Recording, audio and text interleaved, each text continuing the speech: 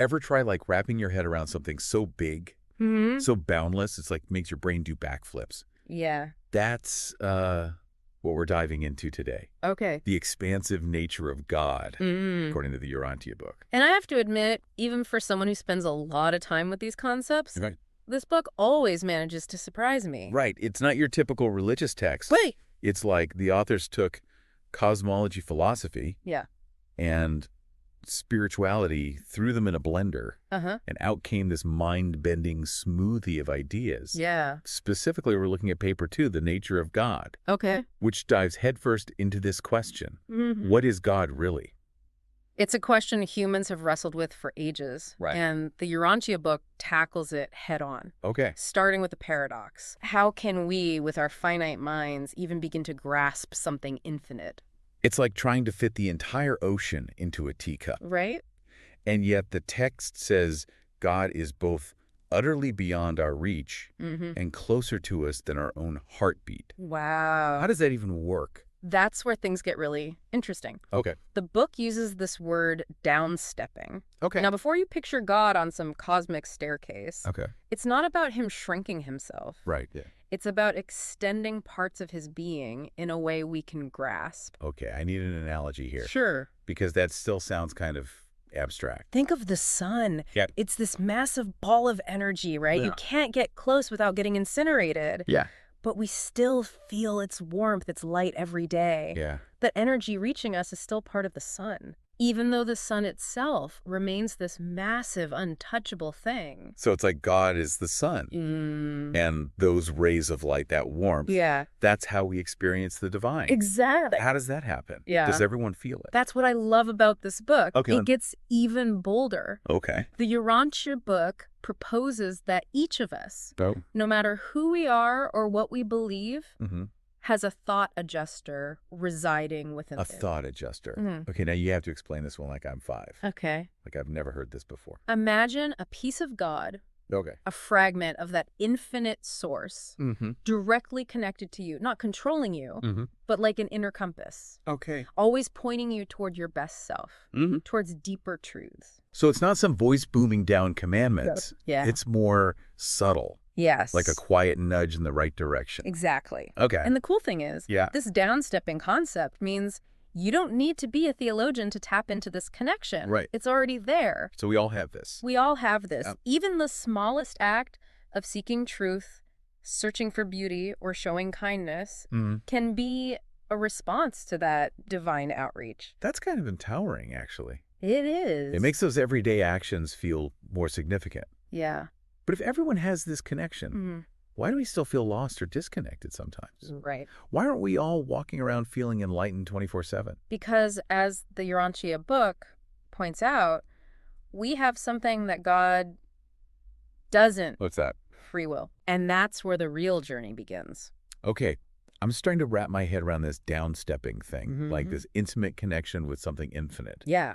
But the Urantia book also uses these big, powerful words to describe God. Right. Infinite, eternal, changeless. And then it throws in God's feelings. Yeah. It even talks about God experiencing joy and sorrow. Right. How does that fit with this image of a powerful, unchanging being? It's one of those things that can make your brain do a double take, right? Right. We're so used to thinking of God as this stoic, all-knowing figure. Yeah. But the Urantia book suggests something much more relatable. Okay. It argues that God does have emotions, but not in the fleeting human way we experience them. So not like God's up there having a bad day and taking it out on the universe. Okay. Think of it more like if you've ever had kids. Yeah. You know the kind of love that makes your heart swell with pride one minute. Right. And ache with worry the next. That intensity. Yeah. That's closer to what the book is getting at when it talks about God's emotions. So it's this deep, abiding love. Yeah. But also the capacity to feel sorrow. Yes. When things go wrong. Right. When we make choices that cause suffering. Precisely. Okay. And this is where the book's concept of God as a loving father really clicks for me. Right. It uses that analogy a lot. Yeah. But how does that change things? Okay.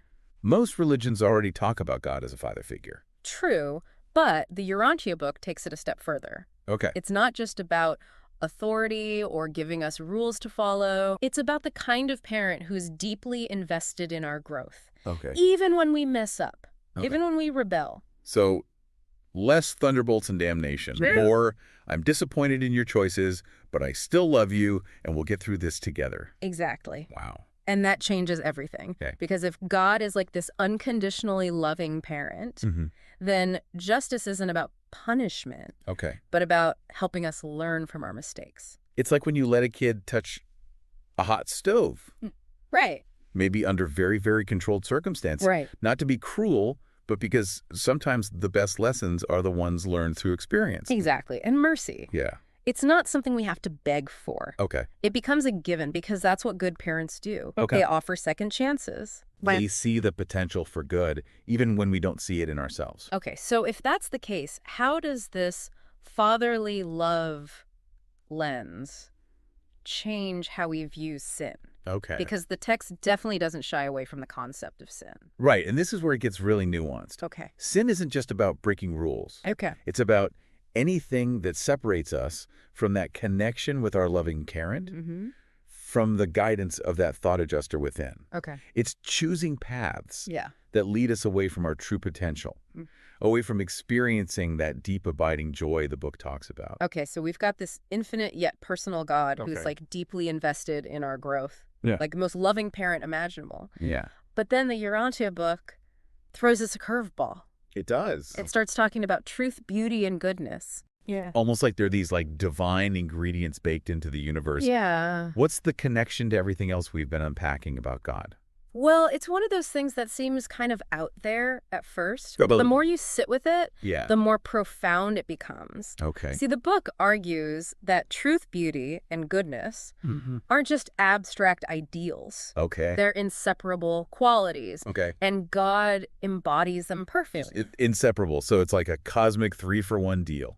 I like that. Okay. And here's the really mind-blowing part. Okay. Whenever we experience true beauty, whether it's a sunset, a piece of music, or an act of human kindness, Okay. we're getting a taste of that divine unity, that essence of God that permeates everything. Wait, so you're saying if I'm moved by like a beautiful song, or I see someone do something incredibly selfless, Yeah. I'm actually getting a glimpse of the divine. That's exactly what the book is suggesting. Wow. It's like those qualities, truth, beauty, goodness, are fingerprints of the divine left on the fabric of creation. Okay, that's starting to click. Go ahead. But then the book gets a little With that. judgy when you say. A little bit, yeah. It seems to imply that like some religions missed the mark by focusing too much on rules and rituals Yeah. and not enough on experiencing these qualities in everyday life. It's true. The Urantia book doesn't pull any punches. Yeah. It even uses the ancient Hebrew religion as an example, Yeah. saying they got so caught up in God's laws and commandments that they missed the forest for the trees. Oh. They forgot to look for the divine in the beauty of the natural world, in the pursuit of knowledge, in the simple act of showing compassion. It's like being handed the most amazing multi-course meal Right. and only eating the parsley garnish, right? Yes, you got it. Okay. And that's what makes this part of the text so practical, Okay. so actionable. Yeah. It's a call to engage all of our senses, Okay. all aspects of our being, in our search for the divine. So it's not enough to just think about God. Right. We have to actively seek out experiences of truth, beauty, and goodness. Precisely. Wow. And those experiences can be found everywhere. Yeah. In the most ordinary moments, if we know what to look for. It could be as simple as having an honest conversation with someone you love, or finally grasping a concept that's been eluding you, Right. or even just taking the time to appreciate a beautiful sunset. Yeah. These are all ways of connecting with that divine spark within ourselves Right. and the world around us. That's a beautiful thought to end on. It is. This deep dive has been quite a journey. Yeah. From like wrapping our heads around the vastness of God to like finding those divine fingerprints in the everyday. Right. It makes you want to look at the world Yeah. and your place in it with fresh eyes. It certainly does. And for anyone who's curious to learn more, Yeah. I highly recommend diving into the Urantia book itself. Absolutely. It's a wellspring of fascinating ideas It is. and profound insights. Absolutely. And on that note, we'll leave you with this. Okay. If, as this text suggests, we're all connected to this infinite source of truth, beauty, and goodness, how can you reflect those qualities more brightly in your own life? That's a great question. Until next time, keep seeking, keep exploring, and keep those aha moments coming. Love